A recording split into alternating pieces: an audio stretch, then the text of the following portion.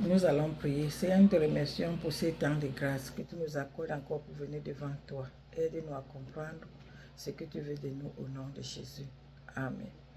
Ce matin, nous allons voir qui est le maître de ta vie. C'est la question que le Seigneur nous pose ce matin. Il nous demande qui est le maître de ta vie.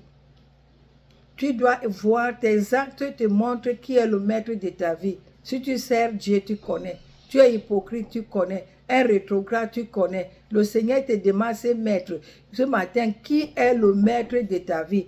Jean 4, verset 4. Il dit dans le livre de Jean 4, verset 4. Je vais lire. Adultère. Ne savez-vous pas que l'amour du monde est inimitié contre Dieu? Celui donc qui veut être ami du monde se rend ennemi de Dieu. Si tu veux être ami du monde, tu te rends ennemi de Dieu. Ce n'est pas quelque chose d'à peu près. Ce matin, tu dois choisir où tu vas servir Dieu, ou tu vas servir le monde.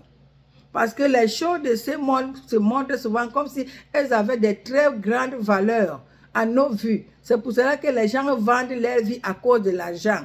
Ils entrent dans les sectes à cause de l'argent. Ils font l'adultère à cause de l'argent. Ils deviennent ennemis des uns parce qu'ils sont dans le groupe des riches. Ils deviennent les ennemis des autres à cause de l'argent, l'amour présent. Je vous en prie. Le Seigneur nous demande, la question m'est posée, et c'était posée aussi, qui est le maître de ta vie? 1 Jean chapitre 2, le verset 15. 1 Jean chapitre 2, le verset 15. Il nous dit, 1 Jean chapitre 2, verset 15. Voilà l'exhortation. Il dit, n'aimez point le monde, ni les choses qui sont dans le monde, car quiconque aime le monde est ennemi de Dieu. N'aimez point le monde, ni les choses qui sont dans le monde. Si quelqu'un aime le monde, l'amour du Père n'est point en lui. Si tu aimes le monde, Dieu ne peut pas être avec toi. Si tu aimes le monde, tu ne peux pas dire que j'aime Dieu. J'aime le monde, mais j'aime Dieu. Je bois, mais j'aime Dieu. Je fais l'adultère, j'ai un seul amant, mais j'aime Dieu. Non, j'ai une seule copine, mais j'aime Dieu. Tu mens. L'amour du monde est inimitié de Dieu. Les choses que nous voyons nous donnent trop de la valeur. Je veux avoir des maisons. Je veux construire je veux avoir des ranges, un grand terrain. C'est bien. Mais cela n'a pas de valeur par rapport à ton âme que Dieu a mis en toi. Et le Seigneur t'attend à lui rendre compte au dernier jour. C'est ce que nous devons savoir. Que tu manges et que tu boives, sache qu'un jour Dieu va t'appeler en jugement. À cause de cela, je t'exhorte ce matin à choisir le bon maître qui est Dieu. Inspire-toi à avoir le désir d'entrer au royaume. Si nous lisons dans le livre de Colossiens, Colossiens au chapitre 3, il nous dit quoi? Beaucoup de gens aujourd'hui ont la tâche aux choses de ce siècle présent. Je vous appelle, je reviens sur ça. On a la tâche aux choses du siècle présent. Il faut que quand on me voit comme ça, quand on entre chez moi, on voit que tout cela c'est inutile. C'est passager. J'ai vu des grandes personnalités dans ce monde. Ils étaient tellement grands. Ils étaient beaux de face, belles de taille. Ces gens avaient des richesses. Mais quand le moment est venu, ils sont partis sans rien.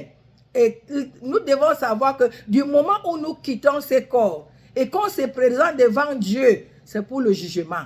Tu reçois ton sort. Le prêtre va rester faire les messes de quoi que ce soit. Le pasteur va rester faire les prières de n'importe quel genre. Au même moment que ton corps quitte ton âme, il y a une séparation. L'âme va directement vers le Créateur pour rendre compte, pour recevoir ce qu'on a semé. À cause de cela, je vous invite, lisons Colossiens chapitre 3, le verset 1. Si donc vous êtes ressuscités avec le Christ, cherchez les choses d'en haut, où le Seigneur est assis à la droite de Dieu. Pensez à ce qui est en haut et non à ce qui est sur la terre. Oui, notre désir de la matinée, qu'est-ce que nous devons penser? Dès que tu te réveilles le matin, tu commences par la prière. Dire à Dieu merci. Parce qu'il t'a donné la vie. Dire à Dieu merci parce qu'il est ton libérateur. Dire à Dieu merci parce qu'il va te conduire. Et tu lui remets la journée. Seigneur, mets la crainte dans mon cœur. Que je ne tombe pas. Que je ne t'abandonne pas.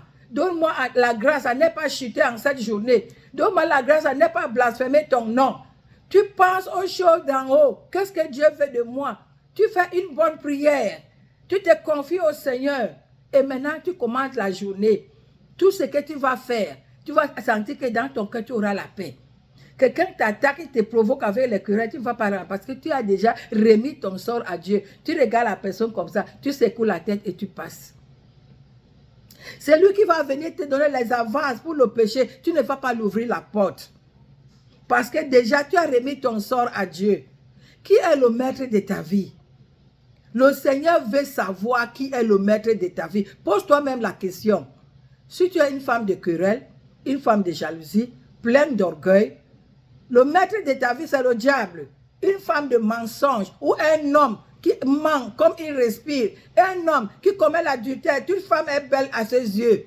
Qui est le maître de ta vie? Tu bois, tu fumes. Tu pars consulter d'autres dieux. Chaque année, tu pars faire les sacrifices. Parce que tu ne connais pas que le Dieu vivant veut que ton corps que tu portes, ton beau corps, tu le mets en sacrifice devant l'Éternel. Un corps saint, sans péché, sans adultère, sans fornication, sans haine, sans jalousie. Examine ta vie ce matin. Qui est le maître de ta vie? The Lord is asking us questions. I have to say little things before I pray. The Lord asking us a question. Who is mastering your life? The devil or Jesus? Who is mastering your life? You can read in the book of John chapter 4 verse 4. It says we are adultery.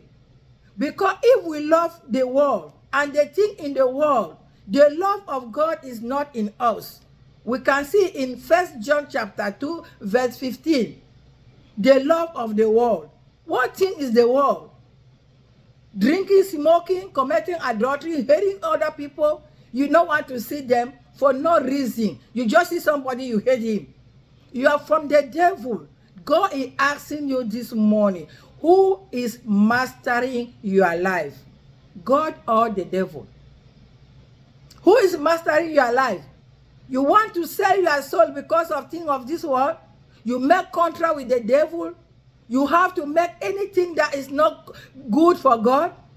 You are selling your soul. You are hating people, you are selling your soul. Committing adultery, you are selling your soul. You hate, you do anything bad. You know that you are selling your soul to the devil. The Lord asking you this morning, come to me and I give you rest. If you look for the book of Matthew chapter 11 verse 28, it said, come to me and I give you rest. Come to the Lord this morning to get rest. Let Jesus mastering your life, not the devil. That's the message I have for you this morning. Examine your life to see who is mastering your life, God or the devil. The Lord is asking me the same question. And I am bringing it to the people, those that want to listen. Please share this message for others.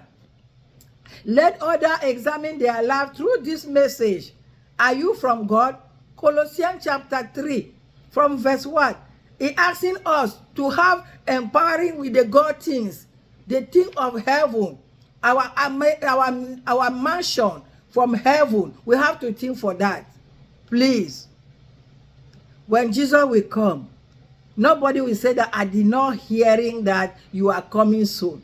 I'm not hearing that you're supposed to be the master of my life. Jesus gave his life for you and I.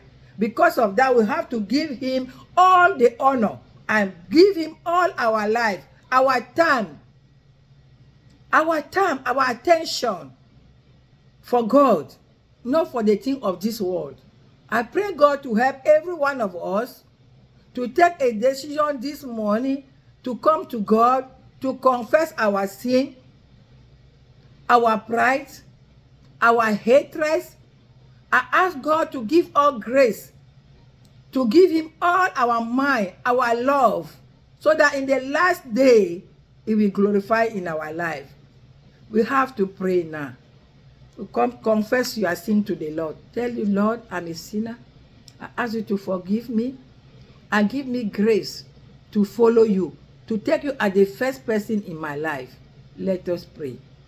Father God, I thank you for all those that they will listen to this message, or those that they are listening now.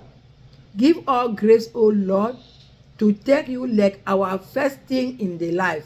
Consider you as our first master. Papa, we thank you because you will help us. Help us to love you, help us to serve you. Éternel Dieu, nous continuons à te dire merci ce matin pour ces courtes exhortations, que tu nous accordes encore la grâce, Papa, de te connaître comme le Dieu vivant, le Dieu suprême. Papa, aide-nous à t'aimer de tous nos cœurs, sans avoir le désir des choses charnelles qui nous attirent très facilement, qui nous font perdre notre vie, qui nous font signer des contrats qu'on ne connaît même pas, consciemment et inconsciemment. Papa, ce matin, je brise toujours du diable dans la vie de quiconque me suit. Je brise toujours du diable dans la vie de quiconque veut te suivre. Je brise toujours du diable et je les attire à toi à travers la présence de ton Saint-Esprit dans leur vie. Mon Père, je prie que tu prennes la prééminence pour que tu sois le maître de la vie de tout un chacun de nous au nom de Jésus. Papa, sois loué, sois béni. Éternel Dieu, sois glorifié, sois magnifié, parce que tu es digne et que tu vas nous aider. Papa, merci parce que tu es glorieux. Que la louange et la gloire te reviennent, parce que tu vas rester inculqué dans nos vies. Que le diable, avec toutes ses influences, ne va pas nous attirer. Oui, Seigneur, nous venons à toi comme des captifs de l'Éternel, les captifs de Jésus-Christ. Tiens-nous captifs, ô Seigneur, que le monde ne nous attire plus et qu'on ne soit plus les servantes ou les serviteurs du diable au nom de Jésus. Béni soit ton nom, Papa, parce que tu vas nous secourir, puisque nous prions et que tu nous exauces. Au nom puissant de Jésus-Christ que nous avons prié. Amen.